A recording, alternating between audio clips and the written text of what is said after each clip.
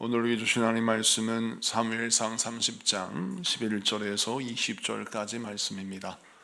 구약 성경 460페이지 사무엘상 30장 11절에서 20절까지 말씀, 우리 다 같이 교독하도록 하겠습니다. 제가 먼저 봉독합니다. 무리가 들에서 애굽 사람 하나를 만나 그를 다윗에게로 데려다가 떡을 주어 먹게 하여 물을 마시게 하고, 그에게 무화과 뭉치에서 뗀 덩이 하나와 건포도 2송이를 주었으니 그가 밤낮 사흘 동안 떡도 먹지 못하였고 물도 마시지 못하였음이니라. 그가 먹고 정신을 차리매 다윗이 그에게 이르되 너는 누구에게 속하였으며 어디에서 왔느냐 하니, 그가 이르되 나는 애굽 소년이요 아말렉 사람의 종이더니 사흘 전에 병이 들매 주인이 나를 버렸나이다. 우리가 그렛 사람의 남방과 유다에 속한 지방과 갈렙 남방을 침노하고 시글락을 불살랐으나니 다윗이 그에게 이르되 네가 나를 그 군대로 인도하겠느냐 하니, 그가 이르되 당신이 나를 죽이지도 아니하고 내 주인의 수중에 넘기지도 아니하겠다고 하나님의 이름으로 내게 맹세하소서. 그리하면 내가 당신을 그 군대로 인도하리이다 하니라. 그가 다윗을 인도하여 내려가니 그들이 온 땅에 편만하여 블레셋 사람들의 땅과 유다 땅에서 크게 약탈하였으므로 말미암아 먹고 마시며 춤추는지라. 다윗이 새벽부터 이튿날 저물 때까지 그들을 치매 낙타를 타고 도망한 소년 400명 외에는 피한 사람이 없었더라. 다윗이 아말렉 사람들이 빼앗아 갔던 모든 것을 도로 찾고 그의 2 아내를 구원하였고, 그들이 약탈하였던 것 곧 무리의 자녀들이나 빼앗겼던 것은 크고 작은 것을 막론하고 아무것도 잃은 것이 없이 모두 다윗이 도로 찾아왔고, 다윗이 또 양떼와 소떼를 다 되찾았더니 무리가 그 가축들을 앞에 몰고 가며 이르되 이는 다윗의 전리품이라 하였더라. 아멘. 할렐루야. 자, 오늘은 사무엘상 30장 11절에서 20절까지 말씀을 통해서 다윗 연대기 8번째 시간, 버려진 것이 아니라 빚어지는 중이다 라는 제목으로 말씀을 증거할 때 많은 은혜 받는 귀한 시간 되기를 축복합니다. 우리 인생의 위기가 찾아올 때가 있죠. 다윗도 그러했습니다. 사무엘상 30장 말씀을 보면 다윗이 시글락 성에 머물다가 잠시 사흘 동안 그 성을 비웠어요. 그런데 그 사흘 동안에 이 아말렉이 시글락 성에 쳐들어와서 온 성을 불태우고 젊은 처자들을 다 납치해서 데려갔습니다. 다윗이 그 참혹한 현장을 부하들과 함께 목격한 후 너무나도 마음이 무너지고 힘들어서 울며 슬퍼하였는데, 성경 기록되기를 그들이 너무나 슬퍼 울며 더 이상 울 기력조차 없었다라고 기록되어 있습니다. 하늘이 무너져 내린 것과 같았습니다.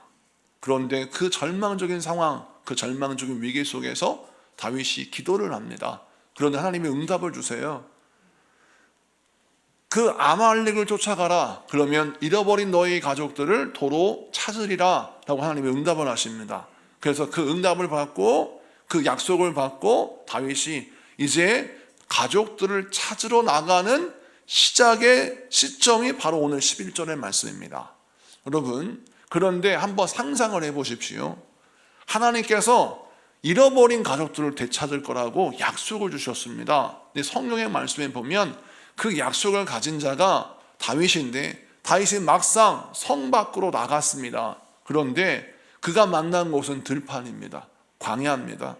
어디로 가야 할지 알 수 없습니다.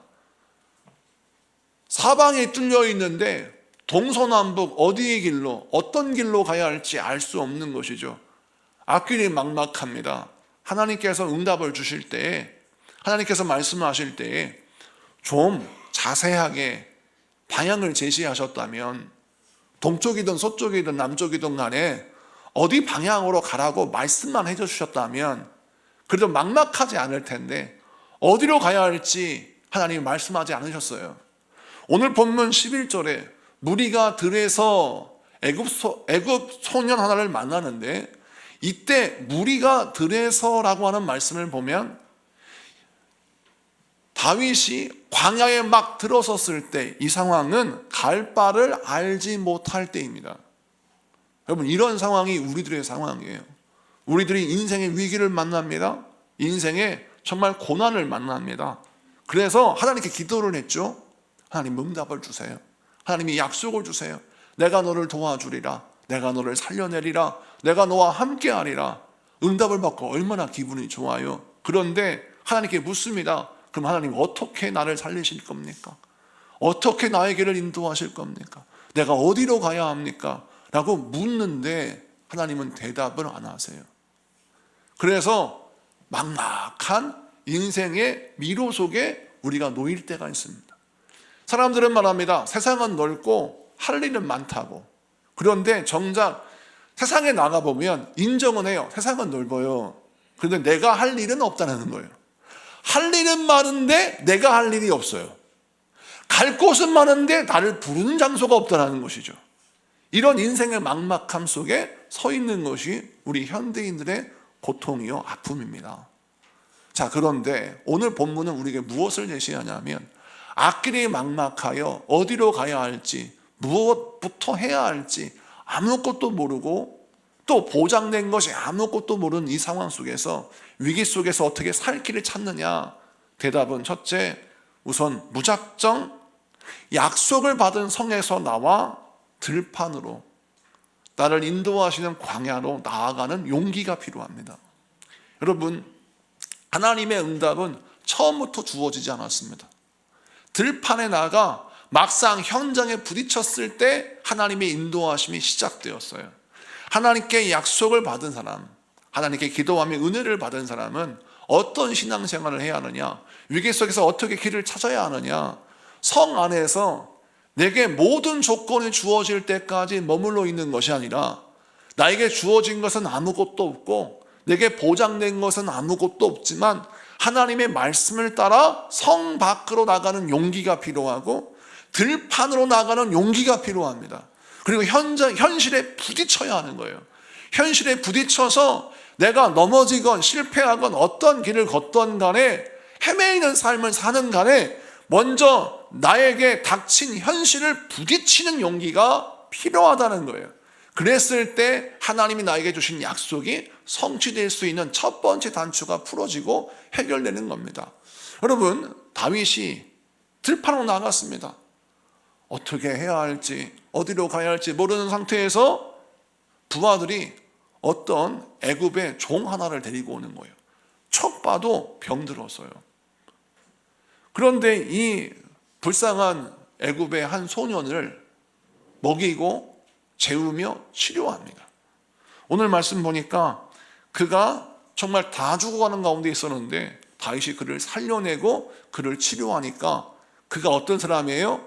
아말렉 사람들이 데리고 일을 시키다가 병드니까 쓸모없어 버린 사람이 이 애굽의 소년이었어요. 그런데 이 애굽의 소년이 아말렉 사람들의 본거지가 어디 있는지를 알아요. 그래서 나중에 성경에 보니까 우리 읽었지 않습니까? 그가 아말렉의 본거지로 그들을 인도하는 인도자가 되고 키맨이 됩니다. 다윗이 가지고 있는 인생의 위기를 해결할 수 있는 귀한 실마리가 되는 거예요. 이 말씀을 통해서 우리 주님이 우리에게 무엇을 보여주십니까? 여러분, 하나님의 약속은 우리가 성전에서 받지만 하나님의 응답을 받는 장소, 하나님의 응답이 현실로 이루어진 장소는 우리의 현실 세상이에요. 근데 그 현실 세상에서 하나님의 약속을 받으려면, 이루려면 우리가 어떻게 해야 합니까? 두려워하지 말고 나가야 되는데, 나갈 때 주의할 점이 있어요. 아말렉의 사고방식으로 살면 우리는 하나님의 응답을 발견할 수 없습니다. 자, 아말렉의 세계관이 어떤 세계관이냐? 달면 삼키고 쓰면 뱉어요. 나에게 이익이 되면 친구가 되지만 나에게 손해가 되면 남남이 됩니다. 이게 아말렉의 가치관이에요. 아말렉의 세계관입니다. 그런데 우리가 살고 있는 세상이 이 아말렉의 세계관을 갖고 있어요. 세상에서 필요할 때는 우리를 쓰지만 조금 필요 없어졌다, 나에게 이익이 안 된다고 생각하는 순간 가차없이 버립니다. 그러다 보니 우리는 날마다 이 아말렉의 세계 속에서 생존하기 위하여 어떤 분투를 하냐면 내가 쓸모있는 존재라는 것을 증명하는 분투를 해요. 가정에서도, 학교에서도, 직장에서도, 세상에서도 나는 참으로 쓸모있는 사람입니다 라고 이야기를 해야 돼요. 그래서 우스갯소리로 많은 남성들이 60이 넘어가면 집이 이사를 갈 때 반드시 강아지를 먼저 안고 트럭에 타야 한다고 합니다. 강아지를 안고 트럭에 타야 나를 데리고 가지. 맞아요. 강아지를 놓고 가면 나를 떼어놓고 간다는 거예요. 그런 우스갯소리를 한 것처럼 왜 강아지를 안고 왜 차에 타야 합니까? 이제 나이 들은 남성은 부인에게 짐이에요. 맨날 밥 해달라, 청소가 덜 됐다, 이거 해달라 저거 해달라 그러니까 짜증이 나는 거죠. 옛날에는 돈이나 벌어줬지 이제는 돈도 못 버는 양반이 집에서 이거 해달라 저거 해달라니까 짐이 되는 거예요. 그래서 두려운 나머지 강아지를 안고나 있어야, 강아지 산책이나 해야 내가 쓸모있는 존재가 된다는 거죠. 이 정말 안타까운 아말렉 세계관의 사고방식이죠. 여러분, 나이가 들어서 부모도 사랑하는 자녀들도 내가 쓸모있는 존재입니다, 나를 버리지 말아주세요 라고 이야기를 해야 돼요. 얼마나 힘듭니까? 이런 세상 속에 살고 있다 보니까 우리가 마음이 불안하고 두려운 겁니다. 내가 몸이 병들면 이러다가 내가 버려지는 것이 아닌가, 내가 실력이 좀 떨어지면 이러다가 내가 쫓겨나는 것이 아닌가, 내가 좀 힘이 떨어지면 이러다가 내가 아무 일도 하지 못하는 건 아닌가 라는 두려움 속에 막 불안한 겁니다. 그럴 때 우리 하나님이 이 말씀을 주세요. 아말렉은 쓸모없으면 버리지만 하나님의 세계는 다르다는 거예요. 하나님의 세계는 완전히 다릅니다. 자, 다윗은 하나님의 사람이요, 하나님의 사고방식을 가지고 인생을 살아갑니다. 갈 길이 먼 사람이에요. 지금 내 가족들이 다 잡혀갔습니다. 나의 부하의 가족들이 다 잡혀갔어요. 수백 명, 수천 명이 다 여러분 납치당했습니다. 다윗은 찾아야 할 사람이 수천 명이에요. 그런데 한 사람 살리겠다고 가던 길을 멈췄어요. 이게 얼마나 바보 같은 짓입니까? 아말렉의 사고방식을 가지고는 이해할 수 없는 행동이에요. 정신 나간 사람이에요. 바보 같은 사람이에요. 아니, 찾아야 할 사람이 수천 명인데 한 사람 살리겠다고, 그것도 나하고 연도 없고 어떤 관계도 없고 딱 보니까 노예예요. 우리 이스라엘 사람도 아니고 애굽 출신의 버려진 노예. 그 소년 살리겠다고 가던 걸음을 멈추고 그를 먹이고 그를 재우고 그를 치료해서 살려내요. 이것은 아말렉의 세계 속에서는 이해할 수 없는 행동이지만 하나님의 세계 속에서는 상식이에요. 넘어진 자를 일으켜 세우고 죽어가는 사람을 살려내는 것이야말로 하나님이 제일 기뻐하시는 일입니다. 다윗이 왜 하나님이 사랑하시는 사람이 되느냐, 왜 하나님이 다윗을 축복하셔서 다윗 당대뿐만 아니라 다윗 대대로 복을 왜 주시느냐, 다윗은 인생의 중요한 순간순간마다 항상 아말렉의 가치관으로 인생을 사는 게 아니라 하나님의 가치관으로 인생을 살아요. 그래서 갈 길이 바쁘지만 내 인생이 고단하지만 살려야 할 사람들을 살려냅니다. 그를 놓고 분투하는 거예요. 그러자 여러분, 다윗이 죽어가는 애굽의 노예 소년을 하나 살렸는데 깜짝 놀랄 사실은 그 애굽의 노예 소년이 다윗의 위기를 해결할 수 있는 키맨이라는 사실을 깨닫게 됩니다. 아하, 하나님의 축복이 여기에 숨겨져 있었구나. 사랑하는 성도 여러분, 우리 인생도 마찬가지입니다. 세상은 끊임없이 우리에게 아말렉의 계산기를 갖다 줘요. 너는 이제부터 행복한 삶을 살려면 똑똑하게 살아야 돼. 아말렉의 계산기를 딱 주고 항상 이 계산기를 두드리면서 너에게 유익과 분리, 너에게 이익과 손해를 네가 분별해서 너 눈꽃만큼 너 손해보면 이 짓 하지 말아라 라고 가르칩니다.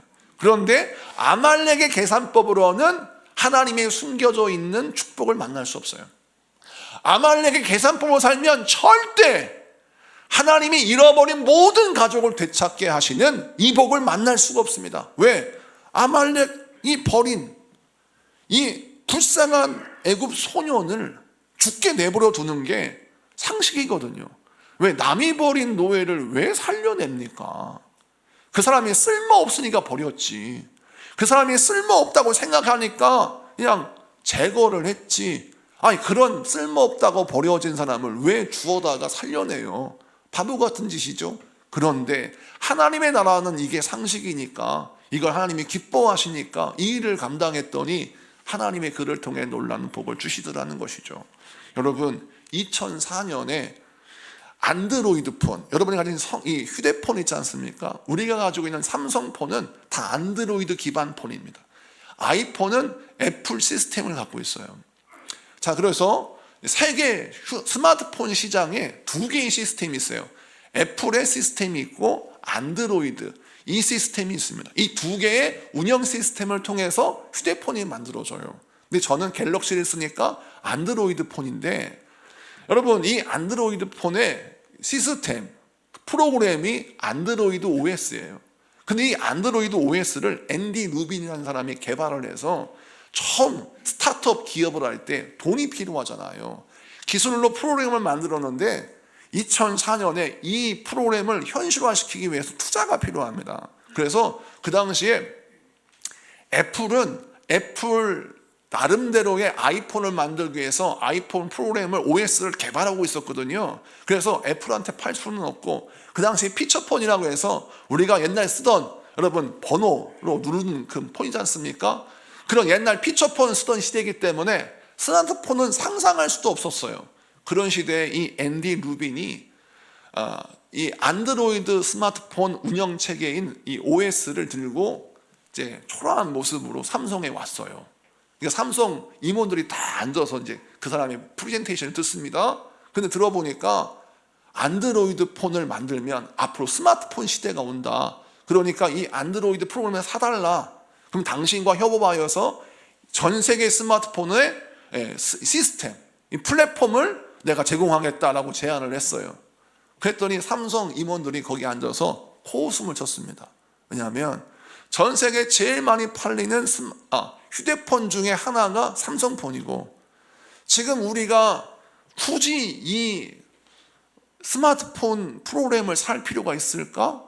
얼마 정도 생각하세요? 물었겠죠. 얼마의 돈을 제시했을 겁니다. 그 정도 가치는 되지 않는 것 같아요. 다른 집 알아봐요 하고 내쫓았어요. 앤디 루빈이 이 프로그램을 가지고 누구를 찾아가느냐? 구글을 찾아가요. 구글을 찾아가 이 설명을 했습니다.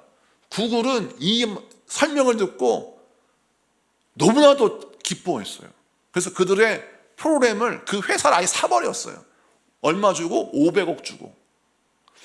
500억 주고 2004년에 그걸 샀어요. 2005년에 애플이 아이폰을 발표했습니다. 그리고 나서 2022년, 오래전이죠. 2022년 구글이 이 모바일 안드로이드 폰을 기반으로 해서 광고 수입만 얼마를 버느냐? 200조를 벌어요. 그리고 삼성 휴대폰은 이 휴대폰에 안드로이드 프로그램을 제공한 다음에 계약을 맺기를, 당신 휴대폰에 광고를 실을 때 이 광고 계약을 통해서 돈을 벌면 우리가 얼마 당신들에게 떼어주겠다라고 해서 4년간 삼성에게 우리와 협업해줘서 고마워요, 수고비 받아, 수고비 준 게 11조. 그러면 도대체 얼마를 버는 거예요? 수고비를 11조를 주니? 상상할 수 없는 천문학적인 돈을 벌고 앤디 루빈은 구글의 임원입니다. 사랑하는 성도 여러분, 현실에서도 보십시오. 사람이 얼마나 어리석나. 아말렉의 사고방식을 가지고 인생 살면요, 계산기 두드리게 살면서 나한테 지금 이익이 되냐 안 되냐, 요 판단으로 인생 살다가 인간관계도 그렇게 맺어요. 이 사람이 지금 나에게 도움이 돼? 하면 내 친구요. 이 사람이 나한테 좀 껄끄러워, 남남이 돼버립니다. 이런 방식으로 인생 살면 여러분, 굴러 들어온 복을 발로 차는 어리석은 삼성처럼 그렇게 인생 살아가는 겁니다. 근데 이게 하나님과의 관계 속에도 똑같아요. 하나님과의 관계 속에서도 나에게 지금 도움이 되면 하나님 할렐루야고, 지금 나에게 도움이 되면 하나님 뭐가 있어 이래요. 사랑하는 성도 여러분, 신앙생활을 할 때 우리가 어떤 사고방식을 가지고 인생을 살아가야 하느냐. 아말렉의 논리를 갖고 인생 살아가는 사람은 하나님이 주신 복을 못 만나요. 그런데 하나님의 논리, 말씀의 논리, 성령의 논리를 갖고 인생 살아가는 사람은 하나님이 숨겨놓으시고 예비하신 복을 만나는 것입니다. 이 말씀 붙들고 여러분, 우리가 어떻게 살아야 합니까? 상황과 형편, 처지 이거에 따라서 인생 살지 말고 우리가 가지고 있는 하나님의 말씀의 논리, 믿음의 논리가 있잖아요. 그것을 가지고 인생 살아서 달면 삼키고 쓰면 뱉는 이런 사고방식 갖고 신앙생활 하지 말고, 여러분 하나님이 나에게 쓴 약을 주실 때에도 아멘 하고 받아 먹고 그것을 받아 누리고 소화시킬 수 있는 능력을 가졌을 때 내 자식도 살리고 나도 살리고 내 인생도 살리는 것이지, 그냥 늘 이익이냐 불이익이냐, 나에게 기분이 좋냐 나쁘냐, 나의 감정에 따라서 내가 막 맑음이여 그러면 하나님도 맑음이고, 내가 흐리며 하나님도 흐림이어야 되는데 하나님은 막내, 그러니까 기분이 나쁜 거예요. 이렇게 신앙생활하면 안 된다는 겁니다. 오늘 이 말씀을 기억하시고 여러분, 아말렉의 사고방식, 아말렉의 논리 버리고 하나님의 논리와 말씀의 논리를 가지고 살아가신 여러분에게 축복합니다. 그 다음 말씀을 좀 보면, 우리가 성경을 읽었잖아요. 성경을 보니까 이 버림받은 애굽의 노예를 보면서 무슨 생각이 듭니까? 이게 꼭 우리의 모습 같지 않습니까? 열심히 해보려고 했어요. 그런데 병이 찾아왔어요. 이건 뭘 뜻하냐면 내가 아무리 노력해도 해결할 수 없는 환난과 고난이 찾아왔다는 겁니다. 마음이 무너지지요. 내가 좀 나에게도 소망이 있고 나에게도 기회가 있는데 세상은요 가차없이 나를 버리면서 뭐라 하냐면 너는 소망이 없다고 그래요. 너는 희망이 없다고 그래요. 너 같은 거 쓸모없다고 말하는 겁니다. 자, 그러면 절망할 수밖에 없죠. 그런데 그때 다윗이 그를 먹여주고 치료해줬어요. 그랬더니 다 죽어가는 사람이 살아났어요. 그리고 다윗을 승리의 길로 인도하는 인도자가 됐습니다. 자, 그럼 이 말씀을 통해서 우리가 뭘 할 수 있어요? 애굽의 이 노예 소녀는 죽을 병이 아니었다는 것이죠. 살 수 있는 기회가 분명히 존재했다는 사실입니다. 그런데 세상은 넌 소망이 없어라고 말했어요. 근데 실상은 소망이 있었습니까? 없었습니까? 있었다는 것이죠. 여러분, 세상은 우리에게 말합니다. 너는 버림받을 수밖에 없는 그릇이야. 그런데 실상은 그렇지 않아요. 나는 버림받을 수밖에 없는 그릇이 아니라 다시 재탄생할 수 있는 그릇이 될 수 있다는 것을 설명합니다. 그 말씀이 어디 나오느냐? 에레미야 18장 4절에 나와요. 에레미야 18장 4절을 보겠습니다. 다시 같이 한번 읽어보겠습니다. 시작. 진흙으로 만든 그릇이 토기장이의 손에서 터짐에 그가 그것으로 자기의 의견에 좋은 대로 다른 그릇을 만들더라. 아멘. 자, 이 말씀을 자세히 깊이 있게 봐야 돼요. 진흙으로 만든 그릇이 토기장이의 손에서 터져서 토기장이가 그가 보기에 좋은 대로 다른 것을 만들었더라. 말씀만 읽어도 은혜가 되는데 이 말씀을 꼼꼼하게 뜯어보면 이해가 안 되는 부분이 있어요. 여러분, 그릇을 만들 때 우리가 상식이 진흙이 말랑말랑해야 그릇을 만들 수 있습니까? 아니면 딱딱한 그릇을 가지고 여러분 다른 것을 만들 수 있습니까? 말이 안 되는 게 말랑말랑한 진흙이어야 찰기가 있고 끈기가 있고 이렇게 빚어질 수 있어야 그릇을 만들 수 있지. 이미 한 번 그릇으로 만들어져 버린 그릇은 여러분 말랑말랑하지 않아요. 딱딱하게 서 있으니까 그릇이지, 말랑말랑한 진흙이었다면 딱 이렇게 오므러져 있다가 떨어지겠죠. 그릇이라고 부를 수 없습니다. 진흙 덩어리라고 해야지 진흙 그릇이라고 하잖아요. 그러니까 오늘 이 본문은 이해할 수 없는 상황이 진흙으로 만든 그릇이에요. 이 이야기는 한 번 빚어져서 좀 굳어져 있는 상태예요. 이것으로 어떻게 다른 그릇을 만들어요? 방법이 아직 막 불을 떼서 경화시키지 않았고 유화 작업하지 않았다고 칩시다. 자, 그러면 그것을 부서뜨리고 터뜨렸다고 하지 않습니까? 부서뜨렸어요. 잘게 빻아요. 가루로 만들어요. 그래서 물을 부어 힘껏 칩니다. 아주 가루를 만들어서 물을 부어서 힘껏 빚고 빚어서 진흙으로 다시 만들어 빚는 것이죠. 자, 그렇다면 이 다시 빚어지는 그릇의 입장에서 보세요. 내가 쓸모없다고 판단되어져서 버려지게 됐어요.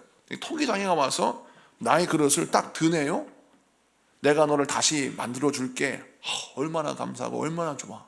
그런데 갑자기 나를 붙들고 망치로 막 때리는 거예요. 나를 깨트려. 아플까요? 안 아플까요? 아파요. 많은 분들이 고난은 안 아플 줄 알아. 아파요. 환난은 믿음이 있으면 그냥 통과하냐? 아파요. 힘들어요. 돌파하는 거 쉽습니까? 힘들어요. 높은 산 건너뛰는 거 어렵어요. 여러분 쉽습니까? 어려워요. 저는 계룡산 근처에 살면서도 한 번도 계룡산에 올라간 적이 없어요. 왜냐? 산에 올라가는 것은 힘을 들여야 합니다. 얼마나 계룡산이 높은 물, 저는 계룡산이 백두산 같아요. 그런데 이 계룡산쯤은 아무것도 아닌 사람들은요, 그냥 막 그 산에 올라가요. 왜냐하면 이미 더 높은 산도 등반하는 경험이 있기 때문에 계룡산쯤은 동네 야산인 거예요. 고난과 고통을 견디는 수준이 높은 사람은 다른 그릇으로 탄생할 수 있는 기회가 더 많은 사람이에요. 자, 나는 버려졌어요. 하나님 다시 빚어주시겠대요. 그러면 하나님이 나를 다시 빚어주는 과정을 겪어보니까 이게 말같이 쉽지가 않아요. 먼저 깨져야 돼. 내 사고방식이 깨지고요, 나의 경험이 깨지고 내가 산산이 부서지는 경험을 해야 됩니다. 이게 얼마나 고통스러운지 아세요? 내가 깨어지는 경험은 반드시 어떠한 느낌을 갖고 오냐면 내가 인생 잘못 살았나? 라는 느낌을 갖게 해요. 지나간 모든 세월들이 부정당하는 것처럼 느껴져요. 내가 인생 잘못 살았고 나는 패배자인 것처럼 느껴져요. 근데 그걸 견뎌야 됩니다. 그 수치를 견뎌야 돼요. 그리고 잘게 부서지고 성령의 물로 다시 빚어지는 과정이 이질감을 느끼게 됩니다. 우리 교회는 뜨거운 교회예요. 기도하는 교회예요. 그래서 교회 주일 예배 드리시는 분들이 은혜 받아가지고 수요일날 금요일 나와야겠다, 막 뜨거운 성령의 불이 잠깐 딜 때가 있어요. 왜냐? 기도를 얼마나 열심히 하는지 막 쥐라고 기도하는데, 우리에게 처음 나오신 분들이 하는 말이, 이 교회는 매주마다 부흥회는 하나 몰라요. 우리 교회는 원래 그렇게 합니다. 우리 교회는 원래 매일마다 부흥회를 하지 않습니까? 그런데 이런 부흥회를 경험하면, 처음에 딱 경험하면 어떤 현상이 나타나냐면 이질감을 느껴요. 성령의 역사는 항상 이질감을 느낍니다. 왜? 나는 지금 세상의 사고방식으로 살다가 은혜를 받았어요. 은혜를 받는 것 자체가 이질감입니다. 세상의 사고방식으로 살다가 하나님의 사고방식이 싹 들어왔어요. 이질감을 느껴. 불편해요. 그 불편함을 극복해야 성령으로 빚어져 다른 그릇 됩니다. 근데 많은 사람들이 이걸 견디지 못해요. 깨지고 부서지는 건 경험했어요. 이것까지 참았어. 근데 성령으로 빚어지고 성령의 물이 막 생수가 들어오는데 은혜를 받으니까 막 불안해. 나 이러다가 광신도 되는 거 아니야? 그런 것 좀 절대 안 하셔도 됩니다, 여러분. 우리 지구촌 소망교회는 기독교 대한 감리회, 유관순이가 감리교 교도에 있던 거 아십니까? 안중근 의사가 감리교 교도였어요. 여러분, 이 감리교는 우리나라 독립 역사 가운데 아주 중요한 위치를 차지했습니다. 정말 자랑스러운 유관순 여사가 감리교 교인이었던 사실이에요. 건전한 교단이요, 말씀 중심의 교회예요. 그런데 한 가지 더 했어요. 그것이 무엇입니까? 성령의 역사를 인정하고 성령의 은혜를 사모합니다. 이는 무엇이냐면 내 힘으로 절대 안 되는 겁니다. 내가 아무리 깨지고 부서져도 성령으로 다시 빚어지지 않으면 다른 그릇 안 돼요. 우리 주님이 설명하시는 거예요. 다른 그릇으로 되려면 다시 진흙이 되어야 합니다. 마른 그릇이 다시 진흙이 되려면 얼마나 수많은 고통을 경험해야 되고, 여러분, 성령으로 빚어지는 과정을 경험해야 합니까? 이 이질감을 견뎌내니까 어떤 일이 벌어져요? 다른 그릇 되는 거예요. 그래서 오늘 말씀에 자기 의견에 좋은 대로 다른 그릇을 만들더라. 이 본문이 사실은 원래 원어를 보면 가장 보기에 최고의 그릇을 만들었다는 거예요. 하나님은 여러분의 인생을 최고의 그릇으로 만들기 위하여 지금 성령의 역사로 여러분을 빚어가십니다. 힘들어도 견디세요. 200일 성령통도 얼마나 제가 은혜를 받고 있는지, 제가 성령을 통해서 은혜를 받고 있는 것도 사실이지만 여러분의 묵상글, 기도글을 보면서 큰 은혜를 받아요. 야, 담임 목사 설교 듣고 은혜 받은 것보다 성경을 읽고 은혜 받는 게 더 풍성하다고 느낄 만큼 하나님이 은혜를 주시는 것을 보면서 야, 하나님의 역사는 이러하구나 라고 깨달아요. 또 사순절 특세를 보세요. 정말 많은 분들이 특세에 참여하여서 기도합니다. 그걸 보면서 성령의 감동이 되는 것은 하나님이 우리 성도들을 빚어가시는구나. 사랑하는 성도 여러분, 우리 하나님이 올해에는 200일 성령통도도 하고 40일 특세도 하고 막 하나도 힘든데 두 가지를 같이 해가지고 우리의 시간을 뺏고 우리의 노고를 흔들어요. 그러나 하나님은 이 과정을 통해서 우리를 다시 빚어가실 겁니다. 최고의 좋은 그릇으로 여러분을 빚으실 겁니다. 다윗이 이 경험을 또 합니다. 자, 다윗도 이 자기가 살린 애굽 출신의 노예 소년이 이끄는 길을 따라서 아말렉의 본거지로 갔어요. 성경 말씀 보니까 이것들이 블레셋 땅과 유대 땅에서 약탈한 물건을 갖고 막 잔치를 벌이고 춤추고 난리가 났네. 그거 보면서 이들을 쳐부수고 우리 가족들을 구해야지 라고 전투를 벌입니다. 그 장면을 보겠습니다. 자, 17절 말씀 보겠습니다.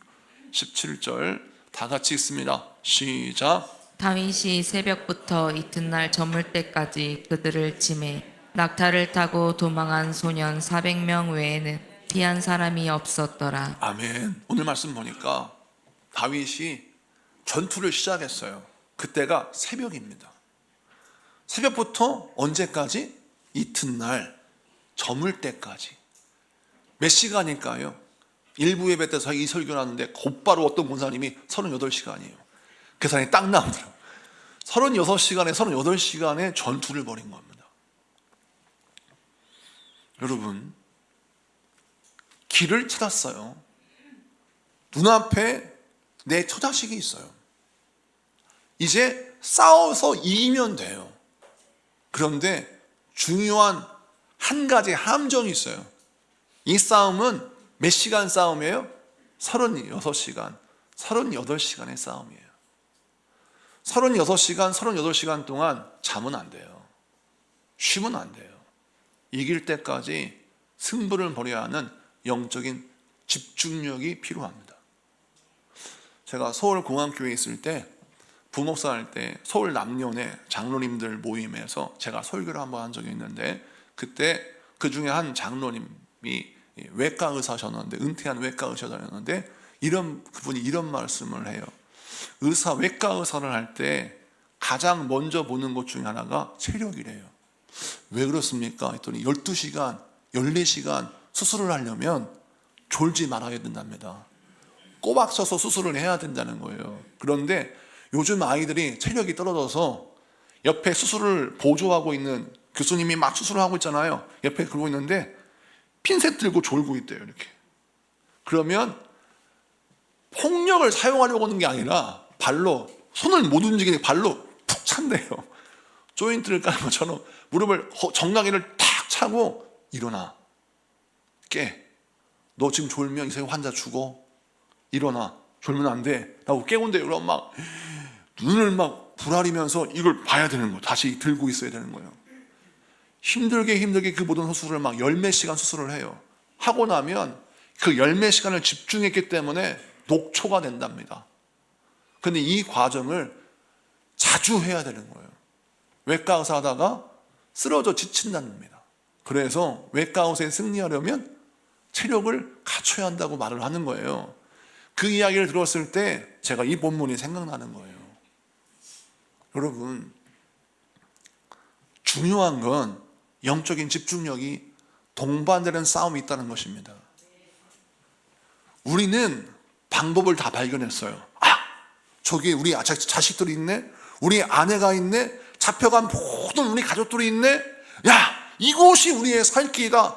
자, 이제 싸우자라고 덤벼들었는데 2시간이면 끝날 줄 알았는데 이게 10시간이 지나네, 20시간이 지나네, 24시간이 지나네, 하루를 꼬박 넘겼어요. 다윗이라, 천하의 다윗이라도 졸려요.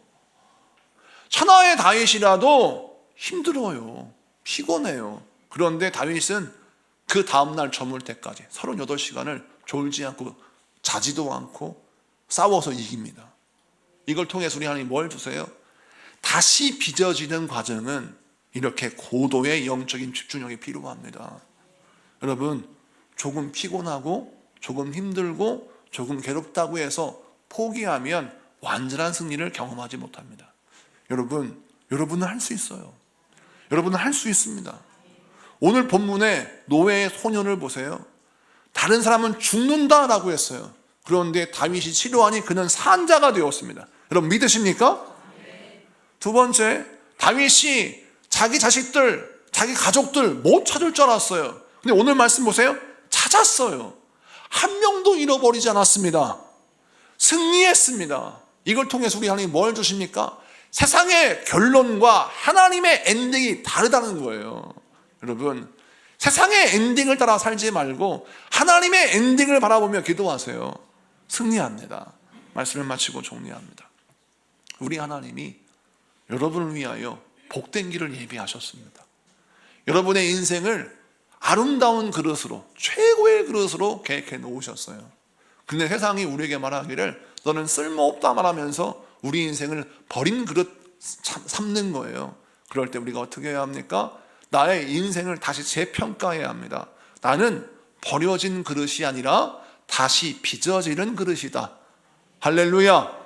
이 믿음으로 내 인생을 재평가하여서 다시 빚어지는 그릇이 마땅히 감당해야 할 영적 집중력으로 여러분, 내가 다시 깨어지는 고통을 견디시고 성령으로 말미암아 다시 진흙되는 과정을 견디셔서 여러분 인생이 최고의 그릇으로 재탄생하시는 여러분의 삶이 되기를 축복합니다.